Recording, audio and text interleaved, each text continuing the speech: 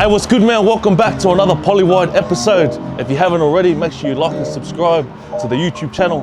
On today's episode, I have the one and only Keano Kini, all the way from the Gold Coast Titans. He's half Samoan, half Māori, and he resides in Gold Coast. So tap in, we're gonna get a beer that sees takeaway. Let's go, baby, that's us. Now got that heat, boy.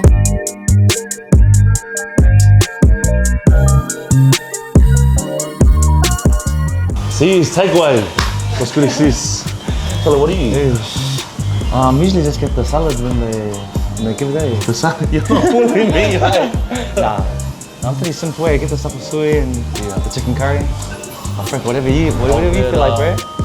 Yeah, guys, make sure you check them out, bro. If you haven't already, see his takeaway down in Gold Coast. Putting it on for our people, man. So. What's your diet normally look like? Oh man, it's like it's more put on the weight. Yeah.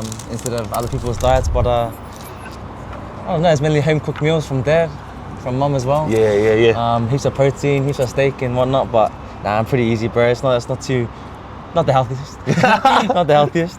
Is it hard to try and put on weight instead of trying to lose it for you? Yeah. Because you lose it fast. You're always training. I'm not the biggest fella. So yeah. It's a bit hard to put weight on, but we're getting there. There. The more pre-seasons you do it, the more you put on. Hard, bro.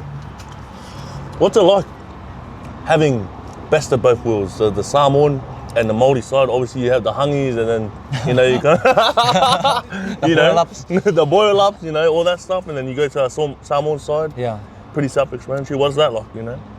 It's cool, man. Like, I grew up in New Zealand, so you sort of get a mix of all the cultures there. So, I've had my Samoan side growing up, proud Samoan, and proud to represent my Māori, and my dad's English as well. So, I've got a bit of a mix there. But New Zealand does a good job of mixing all the cultures. So, I'm pretty proud of both sides. That's mad. That's mad. Yeah, this is done. What was it like when you came over here? Was it like a big culture shock for you? Yeah, because I went from, I grew up in the North Shore, Auckland, which is, you don't really have too many Polynesians there anyway, so when I came over here to Palm Beach, I was a bit of a culture shock, and I was probably one of the only Polynesian boys there, so me and Dean Mariner, he plays for the Broncos now. Yeah. So, I loved it. Saw the surfing lifestyle down there, so it was pretty buzzy. Eh? Is that something you've adapted, like stuff like that, surfing? I can tell by the fit. Yeah, I tried. I've always loved the beach and that, but not the best at surfing at the moment. But we'll get there. Eh? Hard, bro. Who was one person that's really looked after you and helped nurture you through this whole journey? You being an NRL player and stuff like that. Definitely my dad, my mum and dad. I have a big family, and they've helped me heaps on the way up. But Dad's really been into league and his family as well, so he's nurtured me and kept me humble. Very grateful for my parents. I'm very close to my parents. Basically, being just us three growing up. So, and then now my partner Faith keeps me humble as well. So, pretty lucky to be honest. Yeah. No, I love that. Because even though you've come over to Australia, I've seen you really indulge yourself with the culture as well. Like the Samoan side, to King Silver Academy. Shout out to King Silver Academy. Oh, thank you. Come on. Holy heck. We're getting treated today. Man. I think I found the secret. All my Polywide episodes here, man. Shout out to these guys. Shout out to you, bro. But you really, gone and tackled the culture and wanted to be a part of things like that. Yeah. Shout out to King Siva Academy too and Bubs running it there. It's been cool to. They hit me up as well, so got involved in their little dance academy group, and you've been a part of it as well. But it was cool to. I didn't really grow up too much into my Samoan side in like the dancing sense in the far Samoa way, but to represent my culture in that sort of way was pretty cool, and to join those kids, they were teaching me things, even though they sort of looked up to me a little bit, which was pretty cool. But it was fun, man, and we got to do it at the Titans culture night as well. That's so mad. It was cool to bring that side to to the club as well. Hard. Because I think that's by the looks of it from the outside in. Yeah.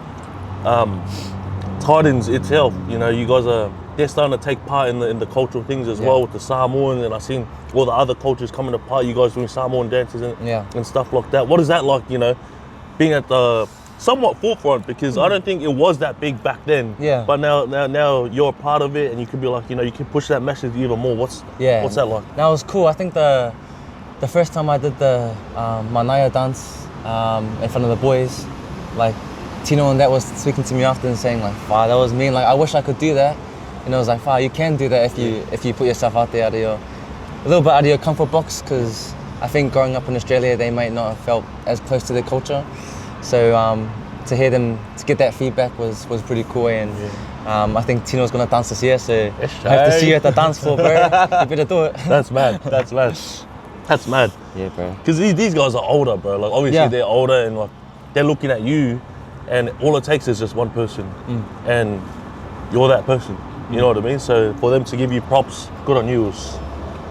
Shuttles, no, it's cool to see, and maybe I think other clubs are doing their cultural nights as well. So hopefully we can start doing like a Pacifica round or something like that in the NRL. Yeah. Like I wish like maybe one round boys can come in their traditional attire. They're starting to happen a little bit, but I reckon that'd be a cool. Like, it would, bro. It would. It would.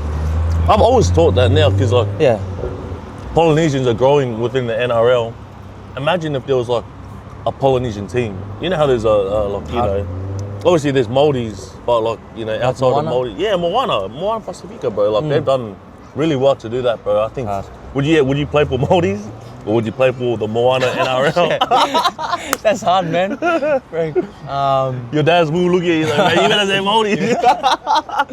Work, man. I couldn't pick towards the 2A. We'll see if that ever happens. But I got to represent Māori All Stars, which was pretty cool. Yeah, that was mad. But if there was ever a Pacifica team, I think they'll go off in the NRL. Yeah. See that PNG's come in, so be pretty cool to see, eh? That's mad. Because I've seen it in the NRLs. I'm not sure if you debuted or you didn't debut yet, but the NZ Kiwis took you into their camp. And you didn't play yet, was it? Nah, yeah. I debuted that year. Yeah. Only played like 5 games. Yeah. But they called me into camp, which was pretty cool and showed they had a bit of belief in me. Yeah. And to be in that camp with a lot of them my idols was pretty awesome, eh? So, and then to be involved last year was dream come true, eh? That's crazy, bro. Yeah. Because you only played 5 games. They had so much belief in you. You walk in, you see some iconic players in there. Like who was in there? There was Joseph Manu in there. Joseph Manu, Fisher Harris. The whole squad. I could name the whole team. That's crazy. And then even last year, Sean Johnson was in there. So looking up to him as like a young New Zealand kid was pretty buzzy for me. Yeah. Māori's camp, I got to room with KP. So, True. That's mad. So I walked in and I was sitting there. I was nervous, nervous meeting all of them. But you sort of get used to it in a sense, like you're playing with your idols. But you have to pinch yourself sometimes. Yeah. You get to play with those dudes, eh? Yeah. Because bro, in their head, they're looking at you and like, this is the young gun. Like, they need to kind of look out for you. You're running amok. You're doing your thing. Yeah. So like, you know, the excitement that you're feeling to them, they're probably looking at you and they're like, nah, bro, this guy's the real deal, bro. No, I hope so, frick.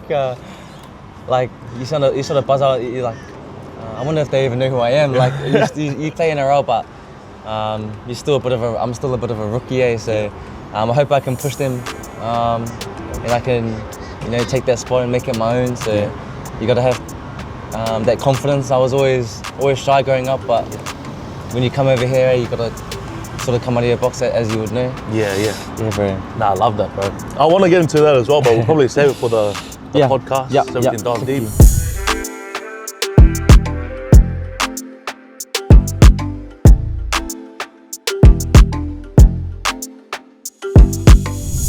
Sweet, bro.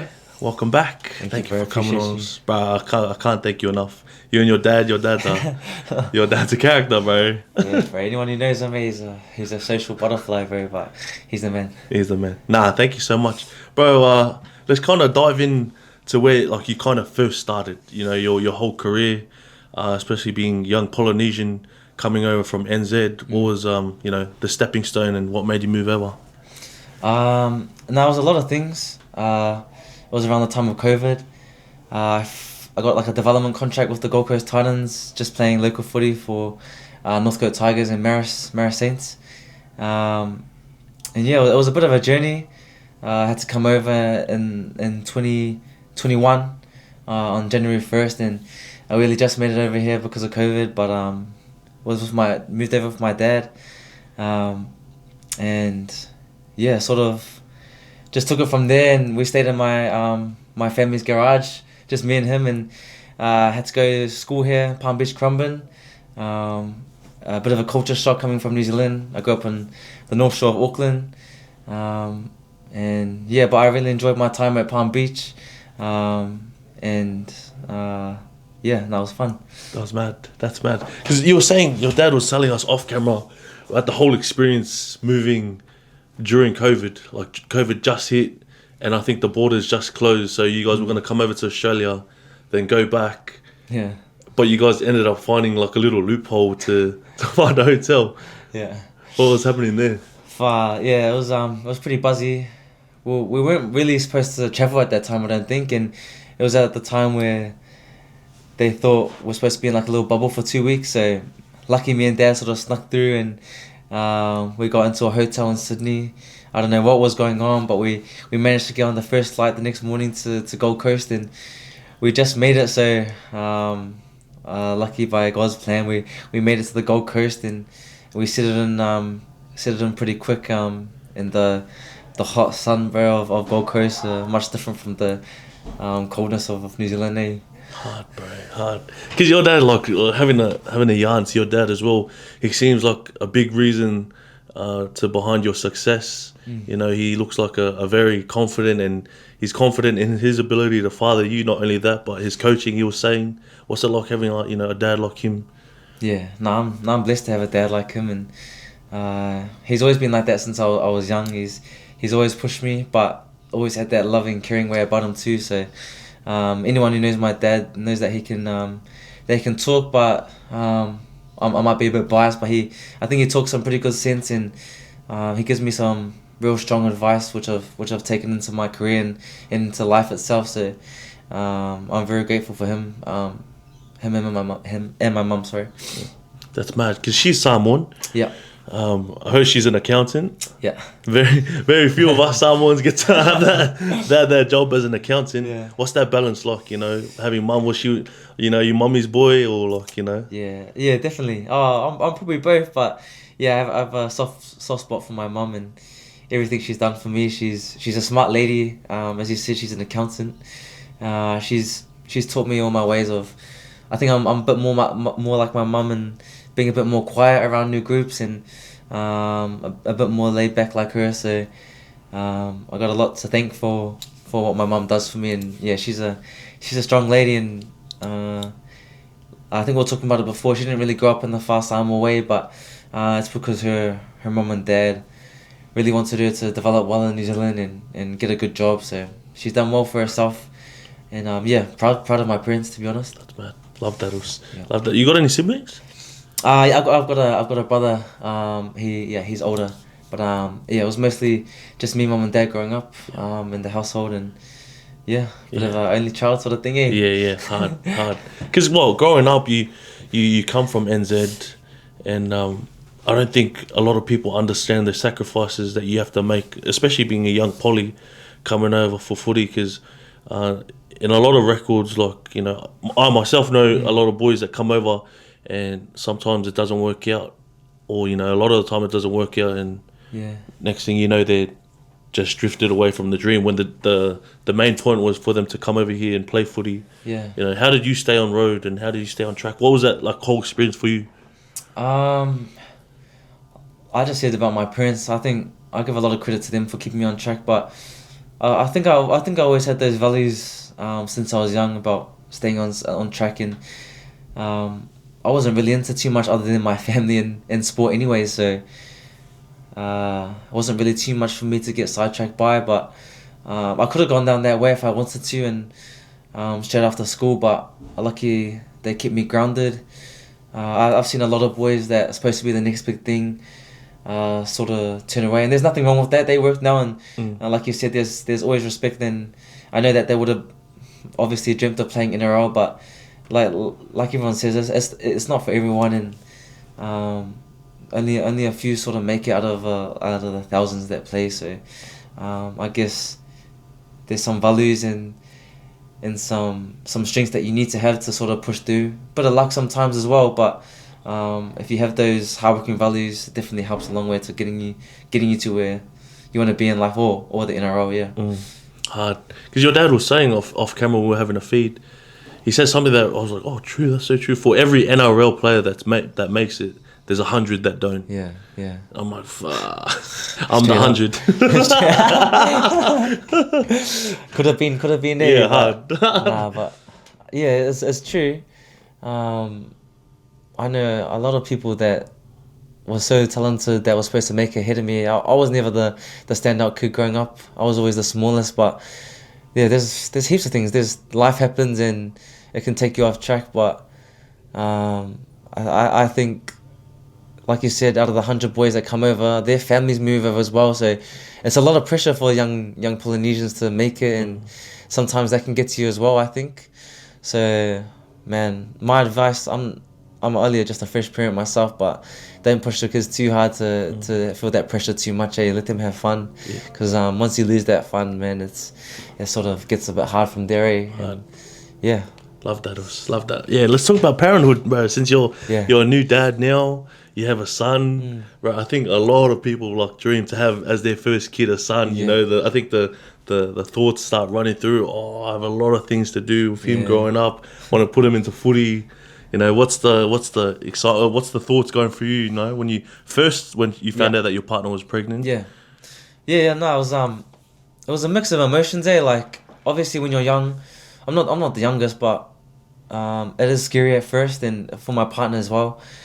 She's been so strong through it all, and we're lucky to have both our families support with it. And but it was just more excitement at the time for me. Like, I look up to a lot of boys in the NRL or in life in general that look after their kids and look after their partner and parents, and that's the sort of person I want to be. And to look after Faith, my partner, and little Koa, that's the man I want to be. And I guess everyone strives to be a good family man, and it's hard work, you know, like, especially for the mums. I think it's more us nurturing them through it all, because they go through a lot of pain, lot of stress. But no, it was a beautiful journey going through it, and we're lucky to have a healthy baby boy, and he's brought so much happiness into my life that I probably didn't expect to have before you have boy. And these last couple weeks have been a bit life changing to me, like looking at him every day, and a little bit more motivation to do what I do. And yeah, you don't really notice how much you love someone until it's your own. So yeah, I just encourage it, like, because that happens to a lot of boys over here. I think they might their partner falls pregnant at a young age, and it can be a big challenge for them. But it's a bit easier for me to say, but you can get through it, and it's a blessing. It's a blessing in your life. Love that, bro. Yeah. That's mad. Because a boy, man, far out, boys is just, that's hectic, bro. Like, and for him as well, like, what's some of the things that, you know, you want to kind of embed into him growing, like, as you raise him? Yeah. You know, what were some of the big things that was embedded to you as well? I think just my parents always encouraged me to be myself. I was always pretty quiet, but they always taught me to be humble and respectful, but also not, like, I don't know if it's such thing as too humble. Like, they taught me not to be too humble, in a sense to not speak up for yourself and not really be yourself in new environments. It's something I've had to learn as well. So I love to teach him just to be himself and speak up in situations where he feel like he needs to. And yeah, just be kind and hardworking, I think, is the main values you want your little kids to have. And Yeah, bro, and just be honest person, bro. But yeah, it's all things that I'm on the journey to learning, and I'm looking forward to seeing how I go.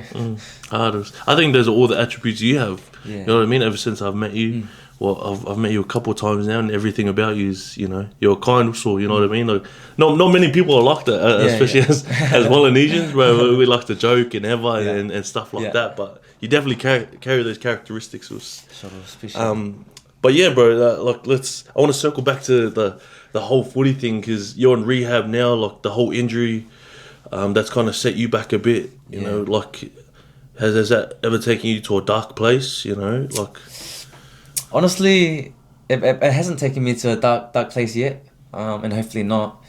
I'm not sure why, but when I found out, obviously it was hard. I've never had a injury like this before, and obviously the neck injury is pretty scary. So, it didn't take me to a dark place because I knew I could come back from it, and that it might have been a blessing in disguise that I get to spend time with baby, but also. A lot of good players have had a timeout and come back better, so that's what I want to aim for. Yeah. And this timeout has given me a new perspective and made me a bit more grateful for what I have. So, but I'm obviously looking forward to getting back, man. I can't wait. Love that, love that. Because, you know, as an NRL player, I don't think a lot of people understand the work that you have to put in. What would you say as a current NRL player? What would separate an NRL player right now compared to a really, really good player that hasn't cracked it yet? That's been like almost there but can't really cross that line. Yeah. For what I've seen, I can't speak on everyone, but it's when you can't take criticism, or you think you're never wrong for mistakes you do on the field. I think man, if you can take criticism well, and you can take it on board and make sure you start again every game. Like, you might play the best game of your life and think you're mad after that, but if you can start again, that's one of the main things my dad taught me, is to start again every game. And I mean, everyone says work hard, and that's obviously so true, but man, if you can realize what you're doing right and wrong and take the right people's advice well, then I think that'll take you a long way. True. Yeah. True. That's actually, I wasn't expecting that. I was thinking like hard work. I was like, oh, it's me. I need to take criticism. It's hard though. It is. I think it's more like a pride or ego thing. Yeah. You know, especially with polys. You know, sometimes we carry that thing where we have to do everything right, and that's not even just on the footy field. You know, that's in life. You know, hard out. But yeah, like who's a mentor right now that really takes you under their wing? You know, I think I see that you're part of all these things. You know, King Siva, you know, NRL. You're going through rehab with some of the other boys. But who's someone that you really look up to? You have your dad as well. Yeah. Obviously, my dad and my parents. I've been into a couple camps now, and Charles Nickel Cox did. I think like every time I've gone into camp, he's been really good for me. Just giving me little tips here and there and advice and whatnot. I haven't met him properly, but I've always looked up to Roger Tuivasa-Sheck. He's always been my idol. I've always seen the way he does things on and off in the field, and I've always wanted to be like that in life a bit. But I say those two, and obviously Tino, he's our captain, and the way he leads from his actions, and he just goes hard every game, so he inspires me to be better. Also Mo as well from the Titans. I say those boys are pretty fair role models to look up to, and it's probably those four in league wise that I look up to and aspire to be like. Yeah. Was it Roger because of obviously the step, his playing style? Yeah, bro. I think everyone. I used to think I look like him, but bro, but nah, he's the man. Like, I used to watch all those YouTube highlights, as a lot of kids would. Him and Kalen Ponga growing up, their steps there. Like, I always wanted to be like them, and I know I've heard a lot of good things about Roger being a captain as well. So, you know, I could really aspire to have a career like their one. Hard. Yeah. If Samoa was to approach you to play for their team, for the World Cup, what's the answer? Well, obviously at the moment, I'm a proud Samoan. and I represent Kiwis at the moment. You never know what happens down the track, but I represent Samoa even though I'm playing for the Kiwis, bro. So Love that. I represent my Māori and Samoan side hard. So I love to play for Samoa, but I represent Samoa when I'm playing for NZ, and I rep it hard out too. That's mad. Yeah, That's mad. That's hectic. Because it's a difficult decision for you. Yeah, like 100%. Like especially when I see those parades, man, and like how proud it makes people back home. And but I think New Zealand's a second home to Samoa, anyways. Like, you know, all the Samoan people I know live in Auckland, New Zealand. So I know that Samoans appreciate New Zealand just as much as Samoa. And I guess Samoans, if they don't go for Samoa, they'll go for New Zealand. So, yeah. Hard. Because that is like, it creates FOMO almost. Like, you know, when you see stuff like that, and like it's a prideful thing, you know. Bro, and they're gonna be strong as next year. Yeah, they're gonna be strong as next year with the team they're gonna have at the World Cup. So be interesting to see who puts their hand up to play for them. That's mad. Because NZ, like we were talking about it at lunch. You went into the camp early. Yeah, you only had 5 games under your belt. Yeah, you hadn't debuted for NZ yet. Yeah. Who called you up and like, you know? But it was crazy because I was only playing for Burley Q Cup, and Michael Maguire, Madge called me up and he said, "Oh hey, Kay, I've been watching you play and I'd love to have you part of the Kiwis camp to travel with us for the whole 3 weeks." Because they had the Kiwi A's at that time, which is like the under 20s. Yeah. But he actually wanted me to be a part of the whole squad, which was pretty unreal for me. And got home and told my dad, he almost cried. So it was pretty cool to go into camp with the likes of Joe and Manu, and just walking in there was pretty intimidating, but a cool experience. Like any pests in that team or? Yeah, Ronaldo. No, but not to me. I already told you this before, but he looked after me pretty well. Ronaldo and he was probably the main one. He was pretty loud, but like he is on the field, he's a passionate dude, as you would know. Yeah. Hard, bro. That's so funny, bro. But Ipswich people.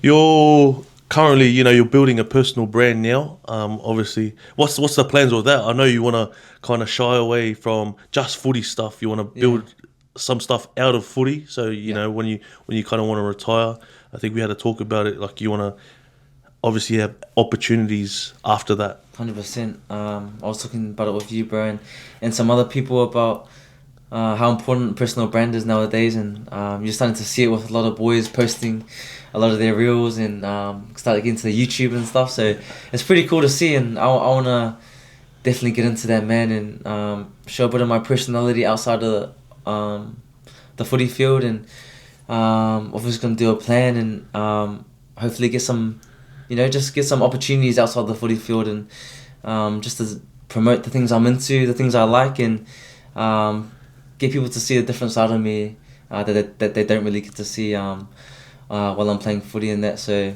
I'm looking forward to getting into that space and sort of bouncing off you fellas as well. So I see what you fellas are doing, and it inspires us footy players as well. So it should be funny. Yeah, that's mad.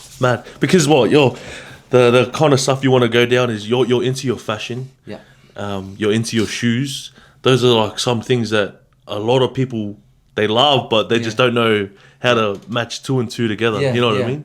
Like, because I've always been into my sneakers and fashion, and I think I can relate to the younger generation because I'm 21 now, and I think I came through that era of just when TikTok started to come through, and I'm a big YouTube kid. Like, I watched everyone. Like, I watched you fellas. I watched all the influencers that you could watch. So I feel like I have a pretty good understanding of what the youth wants to see, and I think that's the new age now. All the young guns are on TikTok and posting all their highlights and whatnot. But it's pretty interesting to see this new age of like social media. So I think if I can take advantage of that, that'll be pretty cool. Yeah. And sort of push out what I'm into, which is obviously my sneakers, clothes, and I'm into my cologne as well. So I like to smell nice and those sort of things. So hopefully we'll see what we can get into. That's mad. Because straight off the bat, shoes itself, like, I don't know what those are called. Those look hectic though. There's some colourful Nikes. But cologne itself, these are expensive things. You know what I mean? So like, is it something that you? What's your? Because I have a think about this all the time. When you spray cologne, how many times do you spray? Bro, like, I'll try and be modest. I'll do like 1, 2, 1, 2, and I just get up going like this, bro. Like, and then I take it in the car with me. So before I get out of the car, I put it on like again. So I'm built weird. Like my missus hates it. Like we'll go to Mecca and Sephora. Like you think that's a girl story, but I'm in there for like an hour or two, bro. Just looking at all the perfumes and I don't know. I just like to smell nice. There's something. I think it started from YouTube and TikTok, bro. It's like watching influencers endorse this product, and then you just fall for it. But it's always nice to smell good, I think. Yeah, I think that's one of like the biggest compliments you can have, anyways. Exactly, bro. When someone says you smell nice, I think you're like on top of the world, bro. Yeah, but don't get too much, man. Don't get too much. You only need a couple of colognes, but yeah. Because mine goes, I'd go neck, one back, and then maybe 2 or 3 on the shirt. One on my thing here, one here, rub it in, and then boom. Happy wife. Oh, does that smell nice? No, I think I'm the same, to be honest. But then I just go about overboards after, so people can really notice you when you come in there. But I know some people who don't like smelling it as well, so hit and miss. What's your like your favorite cologne you have right now? I have a few. I have Baccarat 540. Which is like a red and gold bottle, and I also have this one called La Home à la Rose. I'll gatekeep the others, but that La Home à la Rose, if you want to smell like flowers, then get that one. I know my stuff. I do know my stuff. So you got those two. What about perfumes? Oh, like to be honest, like do you wear women's as well? Yeah. I use my missus one sometimes. Well, she's got Miss Dior. That one. Caroline Herrera. Bro, I'll be like YSL myself is another good one. I'll just keep going on and on, bro. But yeah, you can always wear a woman's one if you want to mix it up. That's interesting. That's actually interesting, bro. Because I want to circle back. You said that you're in the generation of the TikTok, the YouTube. How like you seen everything. Like everything was provided to you. Like everything is provided now and nowadays. Like whereas back then, I think, like the big influencers or like the top dogs, it wasn't there. Like so, they kind of went by word of mouth. Yeah. Whereas now, like especially with your branding, people will see like anything. Like you could wear anything and you could make it look cool. Yeah. And I think that's the power of what branding does. Yeah, I don't. So I think that's a good avenue for you to take. Yeah, 100%. And I've seen like Lewis Brown. He's retired from footy and he owns Earl's Collection, which is which goes off now. So it can just show like, and he's got NBA players wearing his gear now, and to see that take off inspires me. But used to be Spencer. Who else does YouTube? Joseph Swaliti. Like, it's cool to see their vlogs coming up, and Reece Walsh has got something now, so they know, like, the generation knows now that there's a path down that avenue. Yeah. Because they all have a specific niche. Like, I think Reece is one of the few ones he's had golf. Joey Manu's just like day in the life. Yeah. So there is a open market for fashion, bro, and like I think he would suit that. Yeah, I think one of the AFL boys does it. I forgot his name. He plays for Collingwood, but he does cologne and fashion day in life. So I'd love to sort of be that one in the NRL. Yeah. Tap in. Yeah. Tap into that, bro. Mad. Who was someone that you looked up, like always watching growing up? I don't think anyone will know these people, but that's alright. His name is Richie Lee. He's a sneaker influencer and does fashion. The Black American? He's Asian. He's Asian American. True. Yeah, he's got good style. I watch this guy called Kevin Ha now. He does mad aesthetic YouTube videos. Yeah. And growing up, I used to watch like FaZe Clan, like yeah. Who else I used to watch? Oh, like Jake Paul, just like all these like famous YouTubers. But there's Kais Omar, like he was a big sneaker collector. I'll go on, bro. That's but mad. yeah. Who was the one that really caught your eye that, like, you know, till this day you're like, he's him. I still watch Richie Lee. To this day. Yeah, to this day. He's got a cool. I love YouTubers that have a cool aesthetic. Yeah. Like I love Kalen Ponga, his Instagram, like that's the avenue I sort of go down, is make everything appealing to watch and nice and clean. Sneakers, fashion, cologne. I think a lot of kids are into that nowadays, and I've always like look good, feel good, play good. I truly believe in that. So yeah, I think that's a big part of it. That's mad. Yeah. That's such an interesting thing, bro. What if you look at NRL players' Instagram and their aesthetic of one? I've seen your one. You got a mad one, very similar to Kellen Ponga's. I searched through Reece Walsh. Yeah. And it's real professional. Yeah. Would you ever do like a offside Instagram where like you could, you know, kind of play around with it and like change the whole aesthetic to what your personal page looks like? Yeah, I think I'm working on that now. Like my Instagram, my partner, she tells me off all the time because I'm posting heaps of footy stuff and that, and she's like, that's not all what people want to see, you know. Like start posting a bit more day in the life sort of stuff, which we're talking about. Yeah. Posting a bit more of my story and have a bit more interaction with the fans is what's popping off nowadays. I'm looking forward to getting into that avenue and really start showing people what I'm into without being too into my life. But I'll definitely look into that, bro. Yeah, hard. And I think that's a major thing, like having a line that you don't want people to pass. Like you just want to show them what you want them to show, instead of like, because sometimes it's a blessing and a curse when people know about you. Yeah. And then I think maybe in a maybe a festival surroundings where they come up and then they think they know you a bit too much, and then they're like, it kind of almost like frightens you, 100%. Like, bro. Like, but like because what would you like as a viewer? What do you want to see from NRL players? Like, well, if I started a YouTube channel, what are some of the things that you think you'd like to see, or the viewers will want to see? If as a viewer now, since that you told me that your go-to with fashion, I want you to take me and make an outfit, your best outfit from Kmart, and then do like an outfit from like whatever your favorite place is. Like a sort of like expensive versus cheap one. And like kind of see, pick your brain out with what you think, because like, you know, with as a guy, for me, when I see like for yours instance, your style, yours wouldn't fit me because of my build. Yes, you know what I mean. So mine would be different. So if I was to go like, who was like maybe a wider guy, I'll probably go look at him. I'm like, okay, does that suit me? Yeah, I get you. Like, you know what I mean. So I'd want to pick your brain and kind of compare what you look at with a cheap Kmart, you know, and then maybe, I don't know, David Jones. Some stuff like that. That would be mad. Yeah, that's a good idea. And these are some of the things I want to start with my YouTube channel. That, but that's a mean idea. So that might be the first video coming up.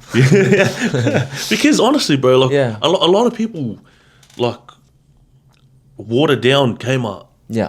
Like this shirt's from Kmart. Yeah, exactly. Like, you know, it's like a nice black. It's like, and like, I'm like, bro, like, imagine if a guy, I think Jalen Lang did a video with those were Jacob Cords, and they did like a who could do the best thing, and Jaden did this mad outfit. Looked like he was going to a wedding, and I was like, bro, I'm spit. And then Jacob comes out with like a Promised Land outfit. Bro, and that's actually so true. Like, I think me and my missus when came out the other day and we're like, bro, there's actually like really good gears here, right? And it honestly is like the expensive stuff, they just market their stuff a little bit better. So you can buy stuff from Uniqlo, shirts for $20. So yeah, bro, I'll do that, bro, and I'll try and create a fit for, like, not just say body types like me, but try and surround it for everyone. Hard. No, I love that, bro, and I wish you nothing but love and blessings on your journey. Like, thank you, brother. You know, you got love from us, so just hope you know that. Nah, always, bro, always. But is there what if there was one thing to say, you know, coming from you to the next generation or to any other Polynesian out there, what's your last message to them, bro? I think I touched on it before, but it's always good to be humble, but never be afraid to like speak your truth there and be yourself and try and come out of your box a little bit, because I think that's one thing I struggled with when I first came into grade. Or still now, I still struggle with it, like speaking up and thinking maybe you're not good enough, or your word is not as valued as it is. So just be confident in yourself, and for league players, man, just have fun. Like once you lose that fun aspect of it, it sort of goes downhill from there. But yeah, bro, nice to be mean. Love that, my brother. Hey, appreciate everyone tapping in, man. If you haven't already, hit that like and subscribe button. We'll catch you up soon. Polywide, baby. That's it. Let's go. Boom.